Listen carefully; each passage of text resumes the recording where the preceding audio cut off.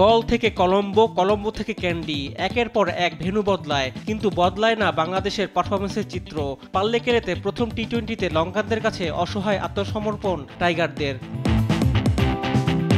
১৫৫ রানের টার্গেটে ব্যাট করতে নেমে শুরু থেকে টাইগার বোলারদের উপর রীতিমতো তাণ্ডব চালান দুই লঙ্কান ওপেনার নিসাঙ্কা ও কুশল মেন্ডিস। ৫ ওভারে স্কোরবোর্ডে ৭৮ রান তুলে ফেলেন তারা। নিসাঙ্কা ১৬ বলে ৪২ রান করে আউট হন। এরপর বাংলাদেশ আর ম্যাচে ফেরার সুযোগই পায়নি। কুশল মেন্ডিস ৩১ বলে তুলে নেন 50। কুশল মেন্ডিস ও কুশল পেরেরা জুটি থেকে আসে ৪২ রান। জয় থেকে ৭ রান দূরে থাকতে কুশল মেন্ডিস ৭৩ রান করে আউট হন। শেষ পর্যন্ত ১ ওভার হাতে রেখে ৩ উইকেটে ১৫৯ রান তুলে জয় নিশ্চিত করে লঙ্কানরা।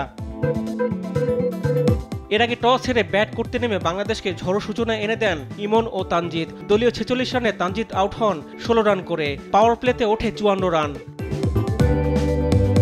ওয়ানডের ব্যর্থতা বজায় রাখেন অধিনায়ক লিটন। ৬ রান করে ফিরে যান প্যাভিলিয়নে। তাহিদ হৃদয় ১০ রান করে আউট হন।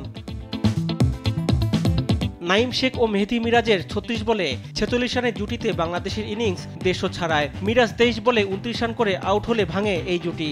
শেষ দিকে শামীমের ৫ বলে ১৪ রানের ইনিংসে বাংলাদেশ থামে ৫ উইকেটে ১৫৪ রানে। নাঈম শেখ ৩২ রানে অপরাজিত থাকেন। রিফাত আঞ্জুম, দেশ টিভি, স্পোর্টস ডেস্ক।